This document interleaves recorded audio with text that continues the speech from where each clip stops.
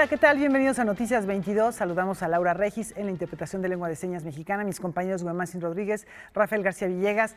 Qué bueno estar en la Ciudad de México después de una semana, Guemásin, Rafa, intensa de trabajo en la Feria del Libro que se desarrolla en la ciudad de Guadalajara, una feria que tuvo a Portugal como país invitado. En fin, ya les daremos los pormenores, algunos detalles, algunas cosas que quizá no tuvimos la oportunidad de presentar y un recuento de lo que ocurrió. También hablaremos en este programa acerca del cambio de poder presidencial en nuestro país que ocurrió el sábado pasado. Así que bueno, pues vamos a tener un programa muy sui generis en ese sentido. En efecto, Laura, Gueman, bienvenidos, qué gusto que ya estén otra vez por acá.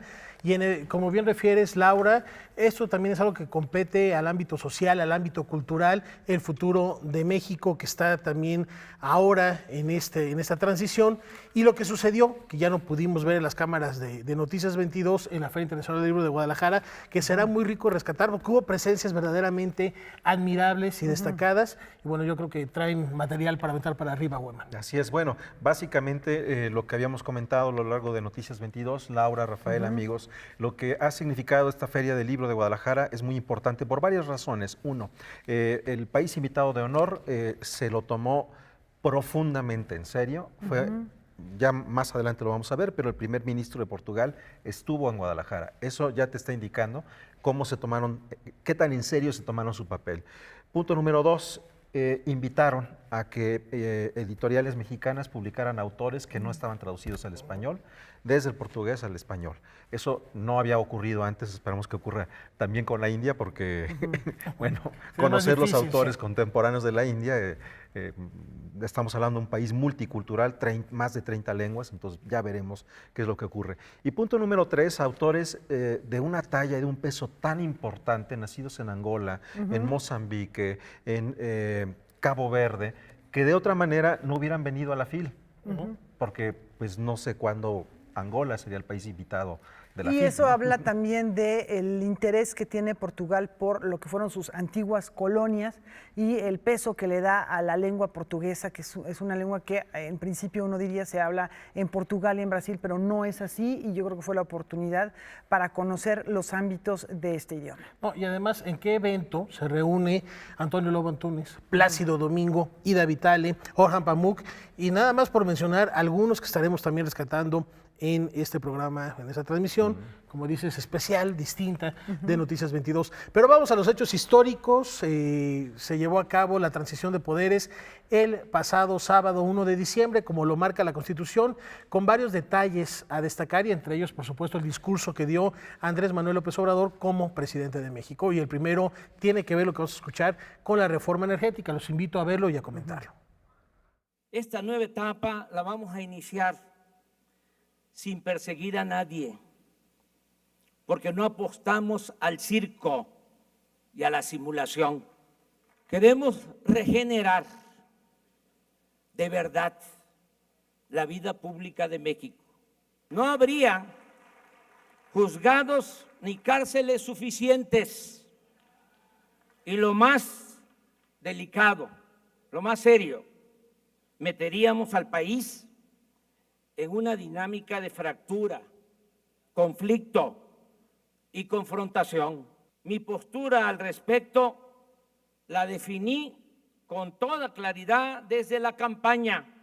Dije que no es mi fuerte la venganza y que, si bien no olvido, sí soy partidario del perdón y la indulgencia. Bueno, esto más adelante vamos a escuchar lo de la reforma energética, pero es parte del discurso de arranque de Andrés Manuel López Obrador, donde habla también de la búsqueda de la justicia. Así es, bueno, ahí hay un tema que me parece fundamental. Durante la Feria Internacional del Libro tuvimos una conversación, Laura, recuerdas, con Pedro Ángel Palou, a propósito de su más reciente novela que protagoniza una periodista. Y lo que vive este personaje es no solamente el acoso, también el miedo de ser periodista, el miedo de ser mujer, el miedo de caminar en la noche en una ciudad. Y tú habías mencionado, es una novela que ocurre vertiginosamente y que de alguna manera eso nos está colocando en cuáles son las necesidades, no de hoy, de ahorita, por utilizar una palabra demasiado local, que tiene que ver con todos nosotros cuando salimos de nuestras casas y de nuestros trabajos. Esto que está diciendo el presidente me hace reflexionar porque lo que decía Pedro Ángel Palou era, estos temas los tocaron los colombianos hace 15, 20 años. ¿Cuáles eran, qué es lo que estaban viviendo en ese momento para que ese tipo de temáticas se reflejara en la literatura hace 15, 20 años que hoy está ocurriendo en nuestro país? Cuando digo eso es que también en este siglo ha ocurrido otra cosa en Colombia, que es buscar la reconciliación. ¿De qué manera construir un país en donde el que no estaba en la guerrilla estaba en el crimen organizado, si no estaba en el crimen organizado estaba en el narcotráfico, y si no es en el narcotráfico, en los grupos paramilitares? Pues es un escenario que también nos dice mucho de lo que estamos viviendo hoy. ¿Cómo seguir adelante?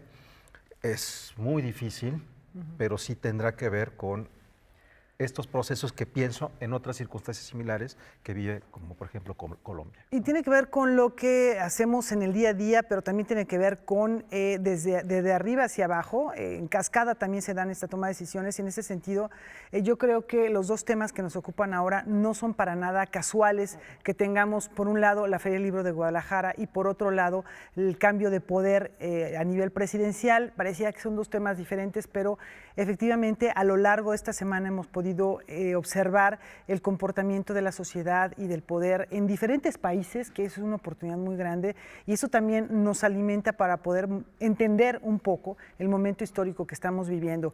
Por un lado, ahora que mencionabas lo de Colombia, es importante porque el discurso del presidente tuvo, por un lado, una crítica importante desde el punto de vista histórico, y por otro lado también una propuesta de reconciliación. ¿Cómo se puede ser crítico y cómo se puede llevar a cabo un plan de justicia y por otro lado conciliar los intereses y llevar a una reconciliación nacional? Bueno, eso es parte del gran reto que se planteó él mismo en este discurso. Indiscutiblemente, y está hablando sí de no perseguir al pasado, sino de mirar al futuro. Y uno de los temas nodales en este discurso, y que fue también parte de su discurso de campaña, combatir la corrupción. Empiezo por informar que hemos promovido una ley para convertir la corrupción en delito grave, que aunque parezca increíble, no lo era. Con apego a mis convicciones y en uso de mis facultades, me comprometo a no robar y a no permitir que nadie se aproveche de su cargo o posición para sustraer bienes del erario o hacer negocios al amparo del poder público. Esto aplica para amigos, aplica para compañeros de lucha y familiares. Dejo en claro que si mis seres queridos, mi esposa o mis hijos cometen un delito, deberán ser juzgados como cualquier otro ciudadano. En cuanto a mi persona, he promovido desde hace años la reforma al artículo 108 de la Constitución para eliminar la impunidad y los fueros de los altos funcionarios públicos, empezando por el presidente de la República. Bueno, ahí están declaraciones bastante interesantes en torno a la corrupción, y celebramos que se integre a estas reflexiones y esta charla la doctora Eliana Rodríguez Santibáñez, internacionalista, que también nos viene a comentar lo que estamos viendo, lo que sucedió el sábado pasado y lo que implica para México el futuro, y las presencias internacionales también que estuvieron ahí reunidas, que son también motivo de análisis. Mi querida Eliana, bienvenida y muchas gracias. Hola, ¿qué tal? Buenas noches, gracias por la invitación.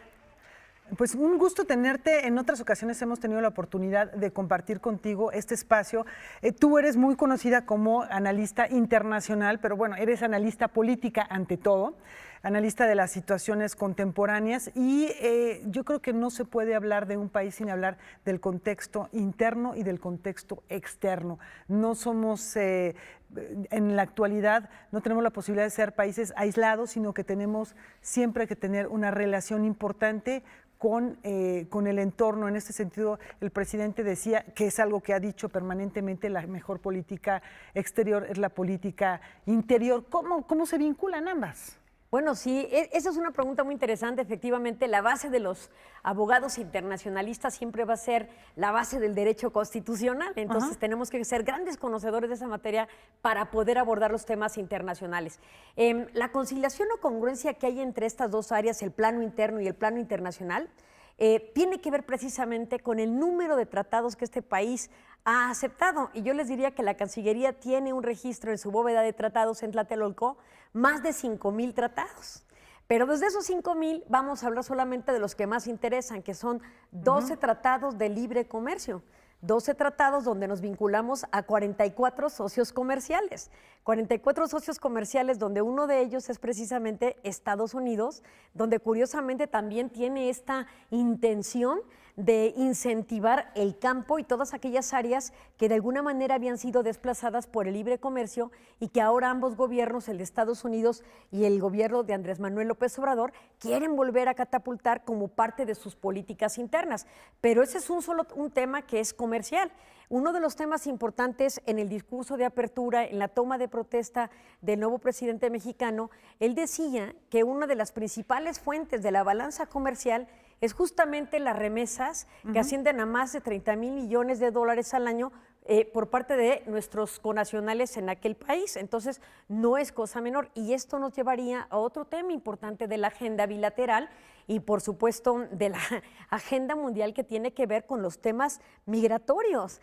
Hoy por hoy es un tema que se ha acentuado, que se ha exacerbado, no solamente por los fenómenos típicos de una migración tradicional, donde los hijos siguen a los padres, sino también, por supuesto, por una situación económica y hoy día, más que nada, por una situación de conflictos internos, violencia, delincuencia y otro tipo de situaciones que ha impulsado a los migrantes en la búsqueda de mejores oportunidades. Por tocar solo algunas de las aristas de la gran agenda que se puede gestionar desde el interior hacia el exterior. Pues ahorita estamos repasando precisamente estos puntos que dio cuando toma posesión.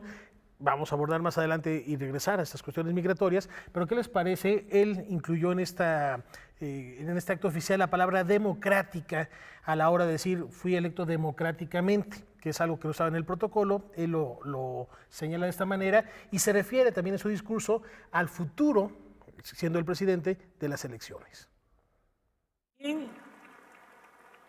Transitaremos hacia una verdadera democracia. Se acabará la vergonzosa tradición de fraudes electorales. Las elecciones serán limpias y libres y quien utilice recursos públicos o privados para comprar votos y traficar con la pobreza de la gente, o el que utilice el presupuesto para favorecer a candidatos o partidos, irá a la cárcel sin derecho a fianza.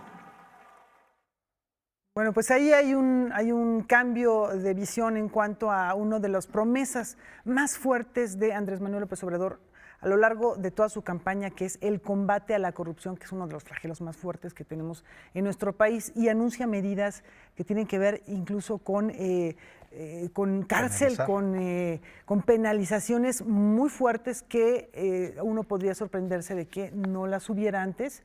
La corrupción está siendo elevada ya a un ámbito de la justicia mucho más elevado. Sí, y ahí tocas un tema bastante importante que él también mencionó, que tiene que ver con el índice de transparencia internacional, que justamente habla sobre los índices de corrupción, donde México ha caído dentro de los 170 países que se analizan, ha caído estrepitosamente de estar en el lugar 50 prácticamente hasta el 130, es decir, más cercano a aquellos estados débiles, por no decir fallidos, pero que tienen un estatus de corrupción muy conocido, ¿no? Entonces, ese es un tema importante. Ahora, dentro de la agenda anticorrupción, pues esperemos que se incentiven los mecanismos ya obtenidos, por ejemplo, este nuevo Tratado de Libre Comercio América del Norte que sustituye al actual, el USMCA o el TEMEC, tiene un capítulo específico de anticorrupción que va a fortalecer todas las políticas que incentive este nuevo gobierno.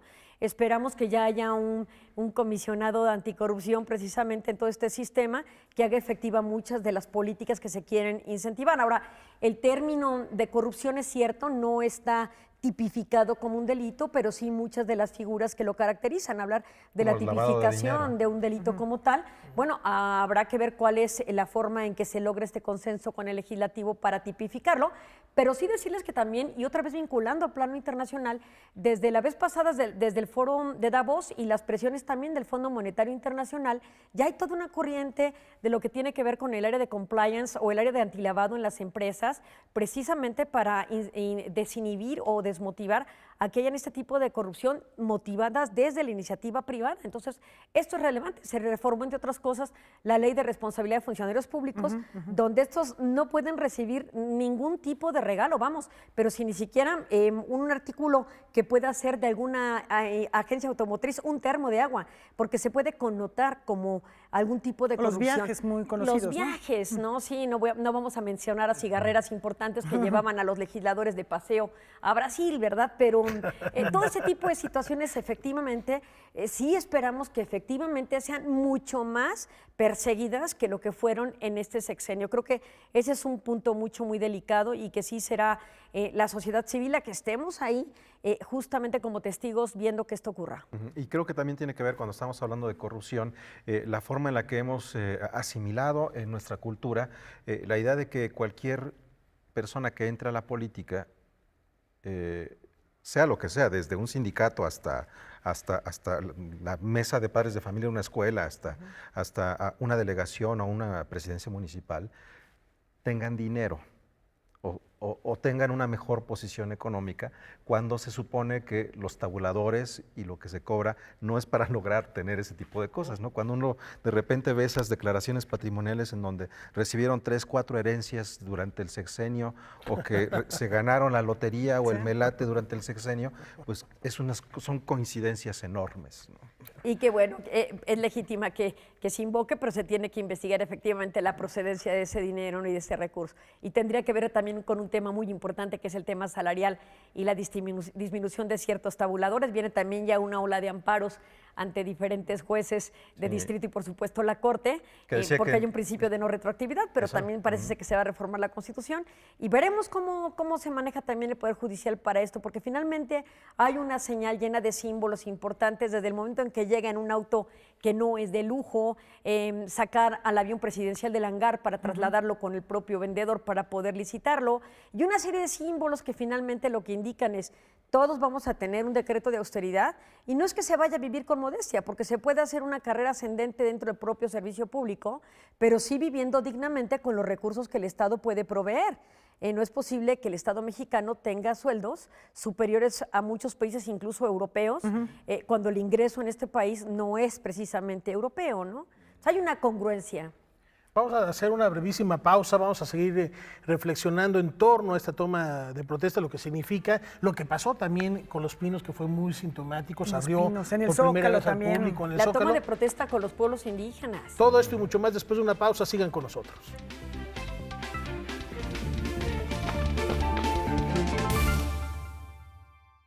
Bueno, continuamos aquí en Noticias 22, en este programa especial, en donde, bueno, en esta emisión especial de Noticias 22, dado lo que tuvimos el fin de semana en donde terminaba la Feria del Libro, que es uno de los eventos más importantes, no solamente de habla hispana, es uno de los momentos más importantes en términos de literatura, de libros y de derechos que ocurren en el mundo, y el cambio de gobierno, que estamos frente a lo que podría ser un momento histórico. Al momento, como se han dado las circunstancias este fin de semana, ya estamos frente a detalles que pasan de inmediato a recordarse de manera particular frente a otras situaciones, ¿no? Indiscutiblemente, y hace ratito hablaban de tabuladores. ¿Qué les parece si hablábamos de reforma energética? ¿Qué dijo a propósito el presidente de México? Nuestra consigna de siempre es, a partir de hoy, principio de gobierno. Enumero algunas acciones. Se cancelará la mal llamada reforma educativa.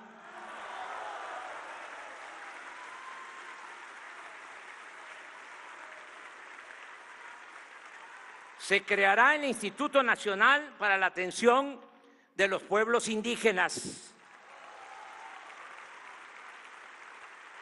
iniciará de inmediato el programa de atención médica y medicamentos gratuitos en las zonas marginadas del país y se volverá universal en todo el país este programa de atención médica y medicamentos gratuitos a la mitad del sexenio. Es mi compromiso. Los aumentos al salario mínimo no volverán a fijarse por debajo de la inflación como llegó a suceder en el periodo neoliberal. 2.300.000 jóvenes serán contratados para trabajar como aprendices en talleres, empresas, comercios y diversas labores productivas o sociales, y se les pagará un salario mientras se van capacitando de 3.600 pesos mensuales. Ya no va a haber ninis, no se va a dar la espalda a los jóvenes ni se les va a ofender llamándoles de esa manera, porque no es culpa de ellos que no tengan oportunidad de trabajo y de estudio.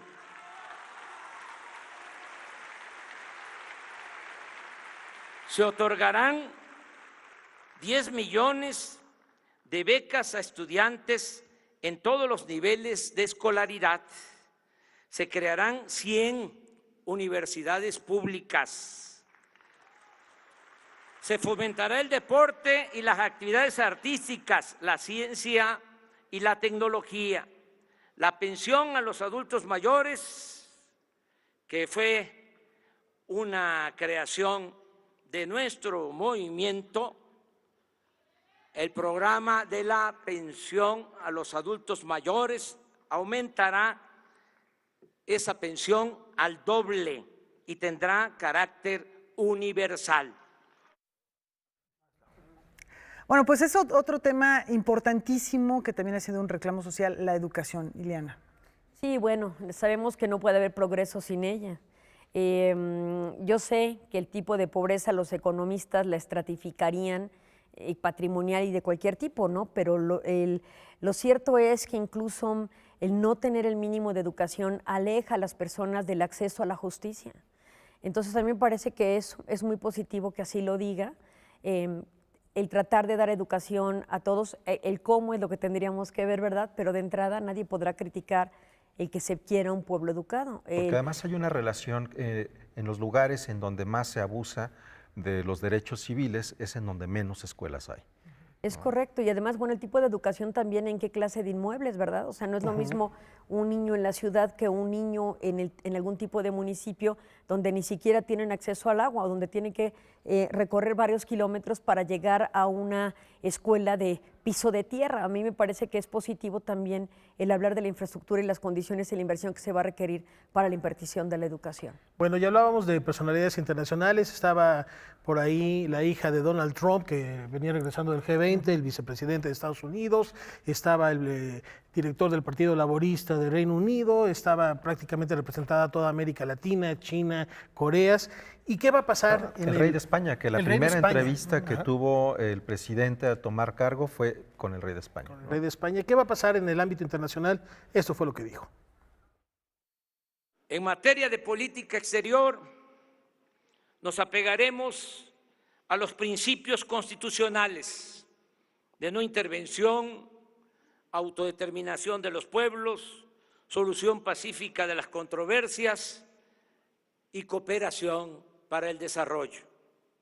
Mantendremos buenas relaciones con todos los pueblos y gobiernos del mundo. Por eso agradezco la presencia del señor Michael Pence, vicepresidente de los Estados Unidos, y de su señora esposa.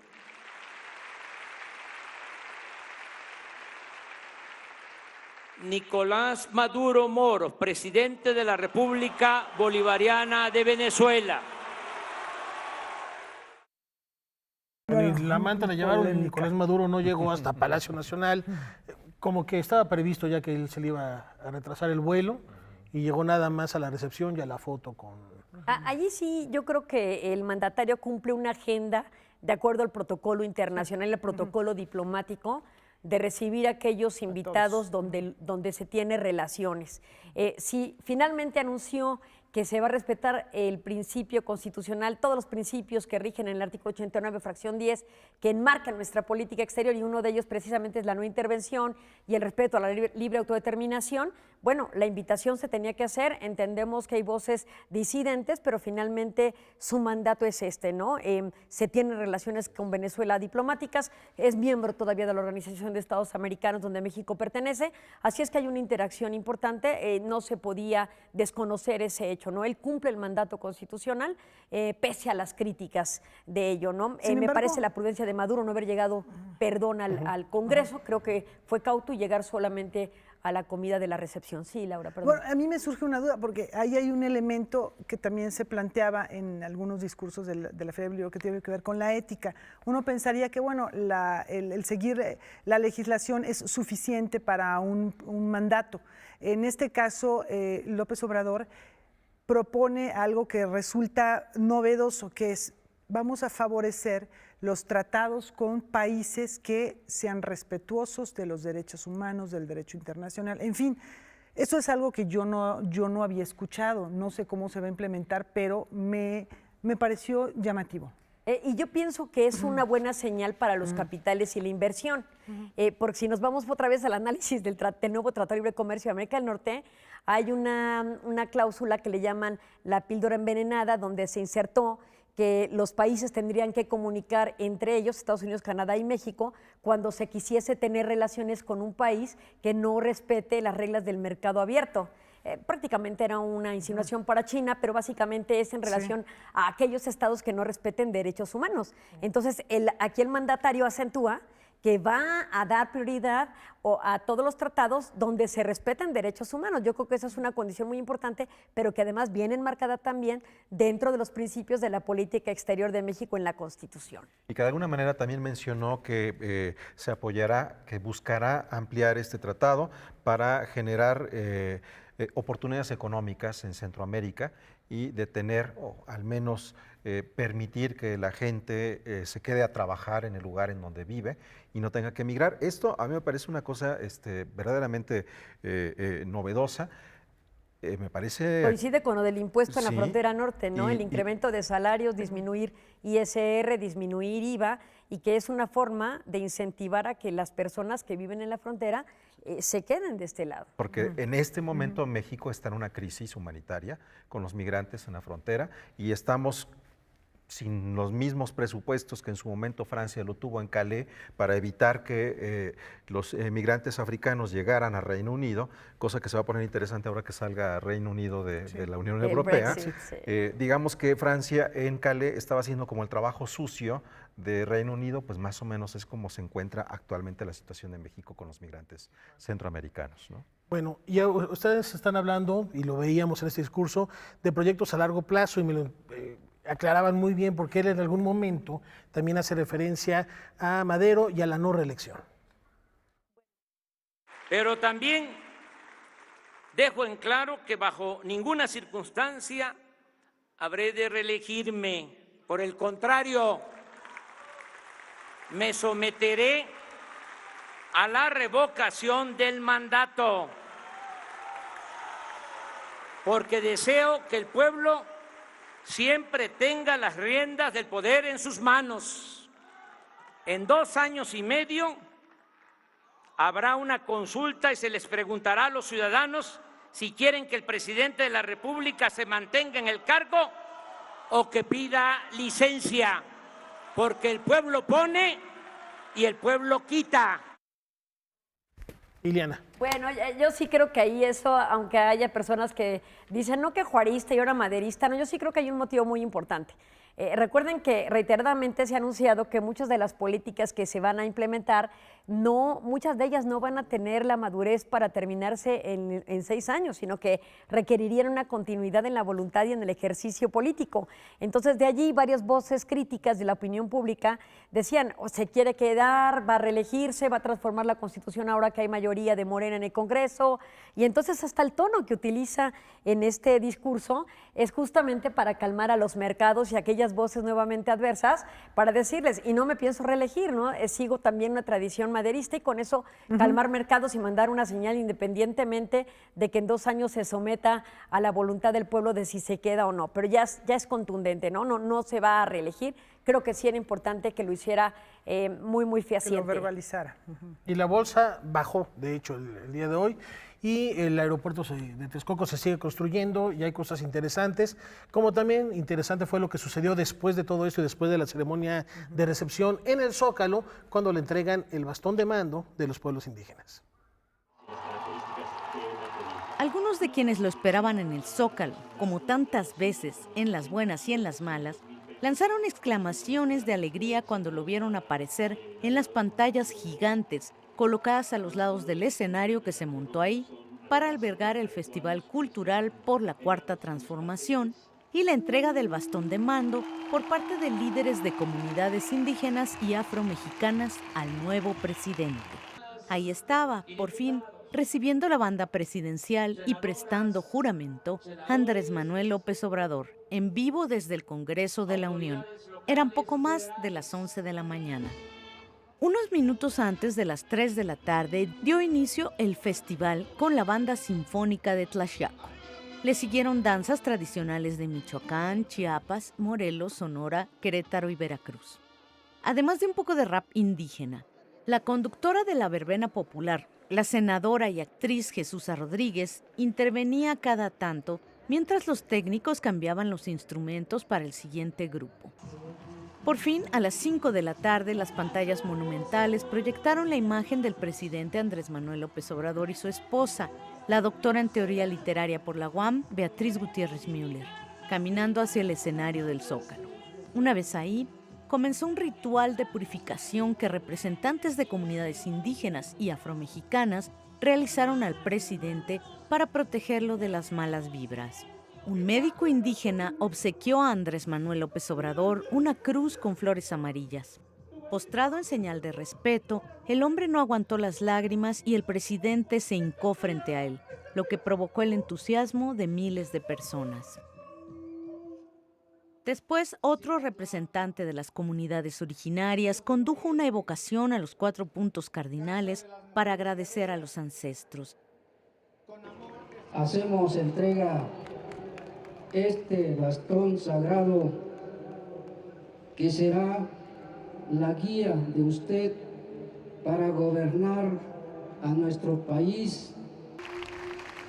En nombre de los pueblos indígenas y afromexicanos de México, venimos con todo respeto, pero con una gran responsabilidad, a depositar en sus manos, licenciado Andrés Manuel López Obrador, el bastón de mando.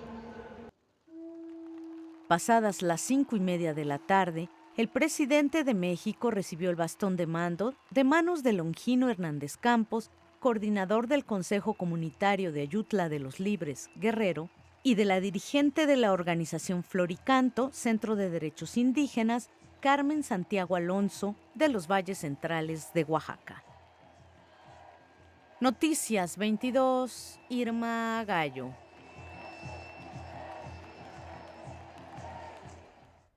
Bueno, estas imágenes a mí me llaman mucho la atención porque aunque este tipo de ceremonias son comunes en los municipios, en ciertas regiones más allá de una demarcación de estado, entre comunidades indígenas, entre grupos que están consolidados con una identidad tan sólida como son los birracutas, los rarámuris, no se había visto en el Zócalo que ocurriera algo así. Este tipo de escenas las veíamos cuando el gobernador o el presidente que tenía algún vínculo con alguna región y estaba allí, recibía este bastón de mando. No hay que olvidar que se lo dieron incluso al gobernador de Chiapas hace algunos meses. Pero que no se había visto dentro de una toma de protesta. Claro, miren, a mí esta parte sí me parece crucial y muy emotiva, si consideramos también el tiempo que le dio a este discurso, que incluso fue en tiempo mayor al que dio en el Congreso, para detonar un poco o exhibir la importancia que tiene estos grupos indígenas como valor a la vida nacional. Recordemos que fue en el 94 cuando se desata precisamente esta lucha con el Ejército Zapatista de Liberación Nacional, que mueve y exhibe básicamente el rezago que viven las comunidades indígenas y que hoy todavía no se ha podido superar. Entonces me parece extraordinario que haya habido este ceremonial muy simbólico pero muy relevante, que hace efectivo lo que se logró entonces después del movimiento zapatista, que es consagrar un artículo 2 en la Constitución dedicado al reconocimiento de los grupos étnicos de manera muy explícita en la Constitución. Así es que yo creo que hace bien el nuevo mandatario en hacer toda esta ceremonia para destacar precisamente el valor que tienen los grupos pluriculturales en nuestra nación. Muy importante. Pasamos de los 90 a hablar de integración a una verdadera asimilación en el siglo XXI. Recordemos parte de lo que dijo precisamente en esa ceremonia del Zócalo. Tanta sangre perdida. Llegó el turno al presidente López Obrador de dirigirse a su pueblo. Reafirmó su promesa de no mentir, no robar y no traicionar. Y después leyó los 100 compromisos de su gobierno. Después de la purificación a la investidura presidencial por los pueblos indígenas de México, diría, para resumir en una frase, lo que buscamos, lo que anhelamos, la purificación de la vida pública de México. Después de leer sus compromisos, entre los que destacan la libertad de prensa, el respeto a los derechos de las comunidades originarias y al medio ambiente, el castigo a la corrupción y la impunidad, la creación de empleos para evitar la migración, entre otros, el presidente Andrés Manuel López Obrador, flanqueado por representantes indígenas y los artistas Regina Orozco, Eugenia León, Horacio Franco, Damián Alcázar y Susana Harp, llegó a la recta final de su discurso.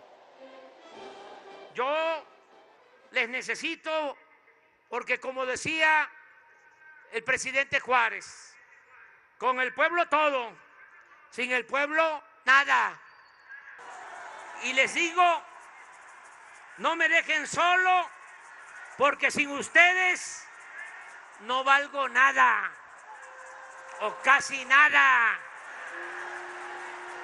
Yo ya no me pertenezco. Yo soy de ustedes, soy del pueblo de México. ¡Viva México! ¡Viva México! Después de varios Viva México, el presidente y su esposa dejaron el escenario del Zócalo.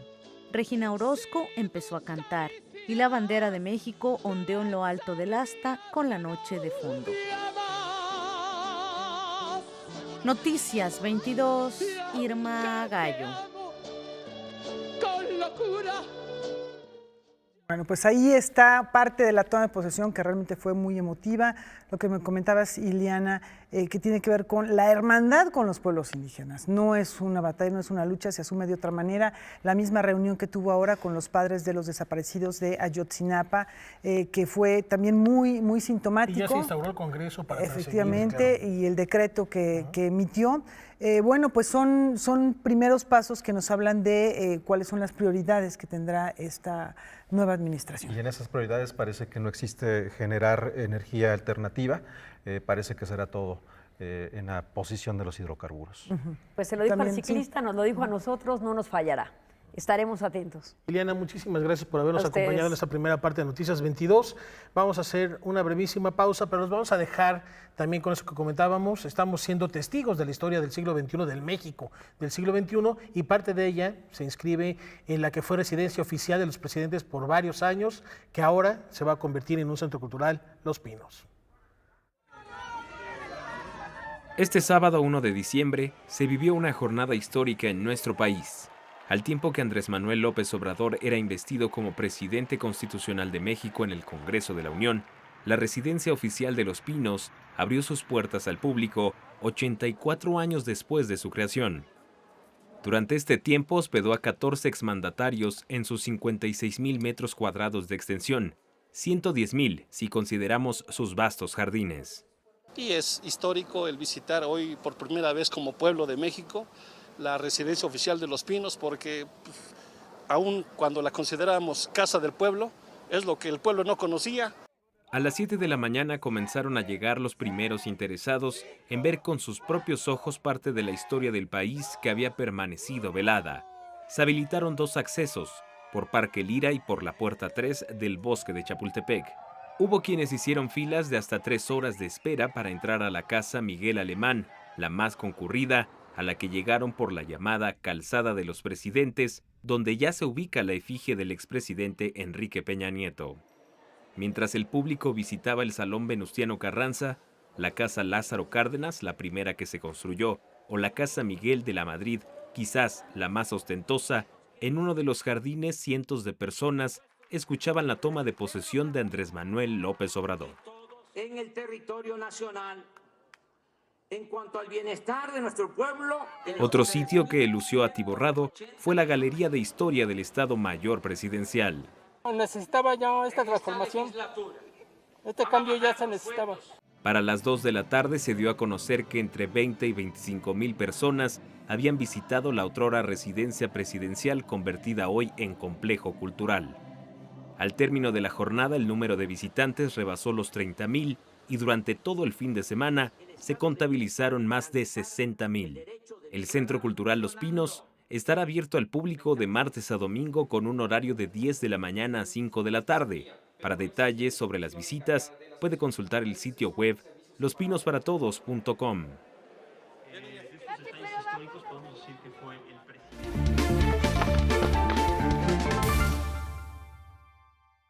Bueno, pues retomamos el tema de la Feria del Libro de Guadalajara, que cerró sus actividades este fin de semana. Así es, y lo hizo con una cantidad de personas que visitaron la feria. No sé cómo lo sentiste tú, Laura, no sé cómo lo viste, Rafael, pero yo tuve la sensación de que no eran tantas personas como el año pasado, porque ha habido momentos en otros años que está llenísimo. Bueno, resulta que casi 50,000 personas más visitaron este año con relación al año pasado la Feria del Libro de Guadalajara. ¿Y qué nos preparaste para ponerle broche de oro a este recuento y esta cobertura maravillosa que hicieron? Bueno, primero es la despedida de Portugal, el cambio de estafeta a la India, pero ¿qué les parece si escuchamos primero la voz de Raúl Padilla, que está al frente del patronato que permite que se celebre la Feria Internacional del Libro de Guadalajara, para que comente algunos aspectos de lo que ha sido esta edición?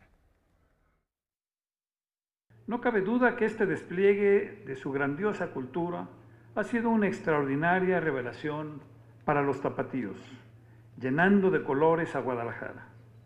Gracias, Portugal, la FIL será sempre su casa. A participação de Portugal, como país convidado de honra na 31ª Feira Internacional do Livro de Guadalajara, foi o projeto prioritário da diplomacia cultural portuguesa no último ano. A resposta entusiástica e o empenho de vários organismos públicos e de entidades privadas, do domínio literário, artístico, académico e económico, são um testemunho que Portugal atribui a este evento e à relação que tem com o México e com a América Hispânica, que queremos que seja duradoura. Y vaya que se lo tomaron en serio, ¿no, Laura? Efectivamente, claro, estaba también en el contexto de la toma de posesión del presidente Andrés Manuel López Obrador, pero el hecho de que haya estado en Guadalajara, yo no creo que sea algo casual tampoco. Yo creo que hubo un interés muy importante y es una relación que se ha establecido desde hace mucho tiempo. Recordemos que pues es una de las lenguas romances que ha sido también premiadas en otras ocasiones. Y subrayar también la importancia no solo que se le da a la feria o a México, sino al arte en general y a la literatura en particular allá en Portugal. Así es, y hablando de literatura, escuchemos otro momento de las palabras del ministro de Portugal. Há 20 anos, no discurso que fez em Estocolmo, ao receber o Prémio Nobel da Literatura, o escritor português evocou o avô. Um avô que não sabia ler nem escrever, mas que lhe contou as histórias mais extraordinárias da sua infância e que foi o homem mais sábio que conheceu em toda a sua vida. Essa memória de Saramago contém uma mensagem que continua atual. a literatura e o conhecimento têm um poder fulgurante para, num intervalo curto de 2 gerações, transformar a vida e, ao fazê-lo, transformar o mundo. Muito obrigado. Se refiere a José Saramago, desde luego ganador del Premio Nobel de Literatura, quien además en ese famoso discurso que dio al recibirlo hablaba de los deberes del ser humano. No solamente tenemos derechos, sino también tenemos obligaciones, y eso pues es una idea que se manifiesta en la Carta de los Derechos del Ser Humano, que se está actualmente presentando por parte de una delegación encabezada por la viuda de Saramago en las Naciones Unidas. Así es. Bueno, de hecho hay una novedad editorial este año que tiene que ver con José Saramago, y es el cuaderno. Él decide hacer una serie de apuntes en los días previos a recoger el Premio Nobel y en los días posteriores, y es muy interesante ver cómo todas estas ideas a las que te refieres, Laura, que son ideas sociales y políticas. Sí, se van decantando a lo largo de esos momentos en José Saramago. Ahora vamos a escuchar a el embajador de la India en México, que recibe la estafeta. Hizo una presentación musical muy bella con 2 músicos, una bailarina, presentaron videos y están también con una intención muy grande de que se consolida la presencia de la India en México. Hay que recordar que la India fue el país invitado de honor este año en el Festival Internacional Cervantino, y que están buscando con esa presencia y lo que será el año entrante en la FIL una estrategia que permita vincularse y establecer mejores lazos entre la India y México. Quiero darles las gracias a todos ustedes por estar aquí esta tarde. Me gustaría asegurarles que el próximo año habrá una memorable presencia de la India, y espero que el Festival Cervantino de este año y FIL próximo año sean hitos para acercar a los pueblos de la India y México. Muchas gracias, FIL. Muchas gracias, Guadalajara. Muchas gracias. Bueno, pues ahí va a haber cosas muy interesantes. Conocemos muy bien de artes escénicas quizá, o bueno, conocemos artes escénicas, desde luego cine de la India, habrá Bollywood desde luego, pero habrá un acercamiento muy importante a autores seguramente que ahora desconocemos. Así es, bueno, será toda una revelación, seguramente, lo que nos vayan a decir las letras contemporáneas de la India. Algo que ocurrió también este fin de semana es el homenaje a periodismo cultural Fernando Benítez, que en esta ocasión cayó en el nombre de Benito Taibo. Tenemos unas palabras de Rosa Montero, porque bueno, nosotros lo ubicamos a Benito como escritor, pero trabajó en Notimex, trabajó en muchos periódicos, en muchas revistas. De Radio Educación. En la dirección de Radio UNAM, está actualmente allí. Estuvo también al frente del Departamento de Prensa del Instituto Nacional de Antropología e Historia. Tiene una trayectoria que... En los medios de comunicación, las letras, en fin. Entonces, bueno, Rosa Montero dice que además de eso, va a decirnos por qué es que Benito se merece este reconocimiento. Yo les diré qué ha hecho él. Ir a hablar donde lo dejen, desde las escuelas más marginadas hasta la comunidad de diagnóstico integral para adolescentes, donde muchachos de entre 14 y 18 años están recluidos, es decir, presos. Ir a hablarles de la libertad, la marginación, la imaginación y el enorme poder de la palabra. Ir a decirles que a pesar de que el periodismo se ha centrado en hablar cada día del número de muertos, torturados, mujeres asesinadas y desaparecidos de este país, un número no contiene la carga simbólica, emotiva, cultural y antropológica que nos refiere a lo humano.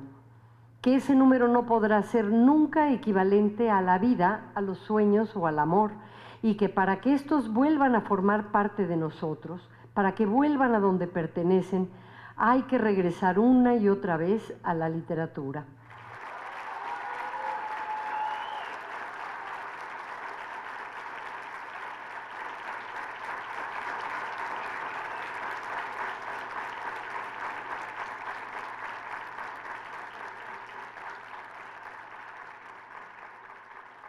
Soy Benito y soy periodista. Según mi padre y según yo mismo, el mejor oficio sobre la tierra. Y vengo hoy aquí a contarles una pequeña historia. Comparezco ante ustedes, rebosante de agradecimiento, como cuando a Oliver Twist le ponen enfrente un primer plato de gachas calientes en medio del crudo invierno.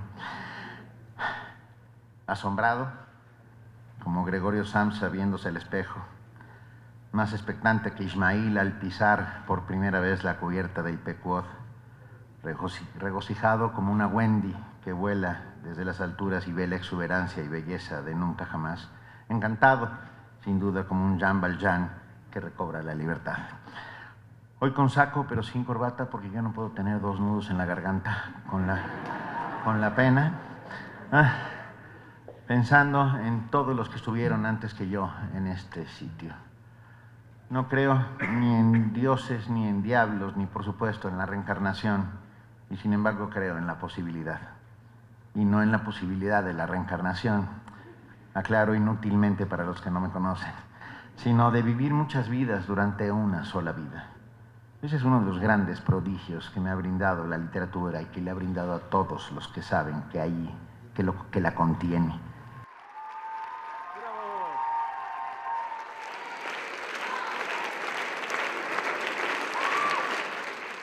Lo que comentaba Rosa Beltrán tiene que ver mucho con la capacidad que tiene Benito Taibo de contagiar su interés por la literatura a todas las generaciones, particularmente los jóvenes, donde él se presenta, que se ha presentado aquí muy cerca en el Centro Nacional de las Artes. En fin, de verdad que es tiene una capacidad enorme para atraer públicos y generar nuevos públicos hacia la lectura. Y una cosa que ha sido también muy importante, perdón Rafael, que arrebaté la palabra en un suspiro. Una cosa que ha sido muy importante que ha hecho él en conjunto con su hermano Paco ha sido la creación de bibliotecas y la donación de las mismas en la más diversa situación que puedas imaginarte.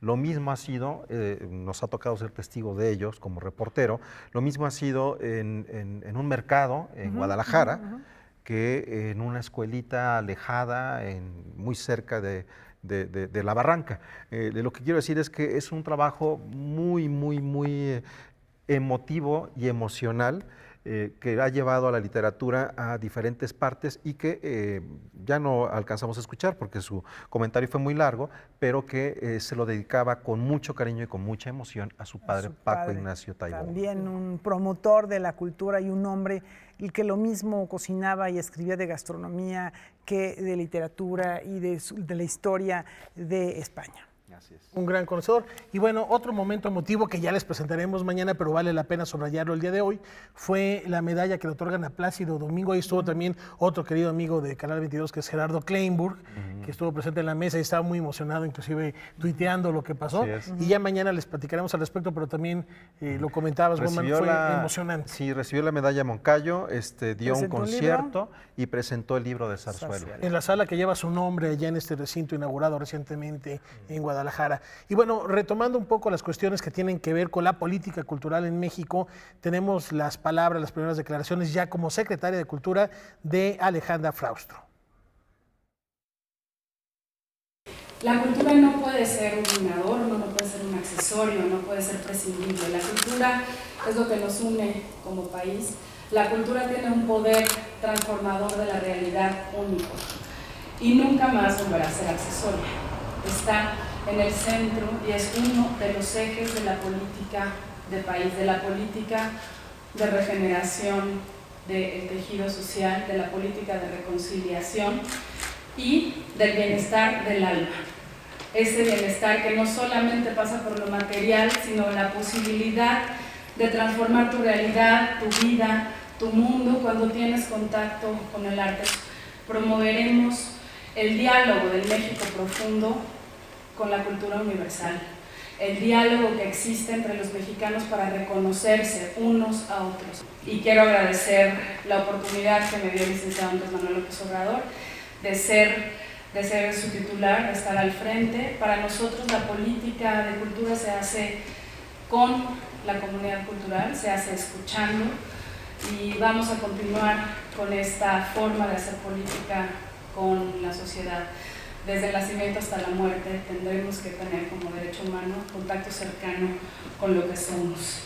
Vamos a trabajar también en este enorme desafío que es el patrimonio que sufrió por los por los temblores. Ya hay un presupuesto extraordinario asignado por este nuevo gobierno.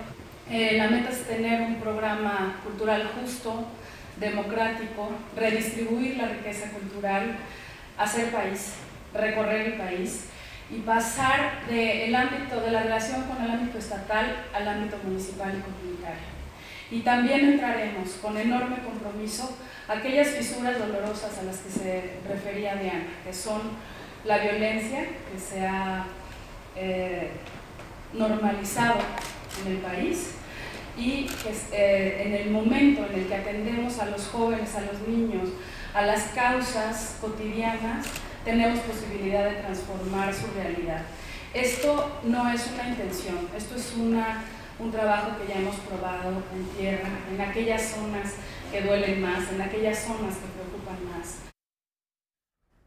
Bueno, pues ahí está esta toma de posesión. Y con esto también ya estamos llegando al final de Noticias 22 y lo hacemos como es costumbre, ya retomando pues mañana el ritmo habitual de este espacio con música y algo que se presentó también allá en la FIL. Así es la presencia de Lila Downs, que estuvo en el Foro FIL. Todos los días hay actividad musical. Ella fue también una de las integrantes y prácticamente fue un mano a mano porque también participó con otra la gente agrupación feliz. portuguesa. Disfrútenlo ustedes Mañana también. seguimos platicando de la FIL. Gracias. Buenas noches. Buenas noches.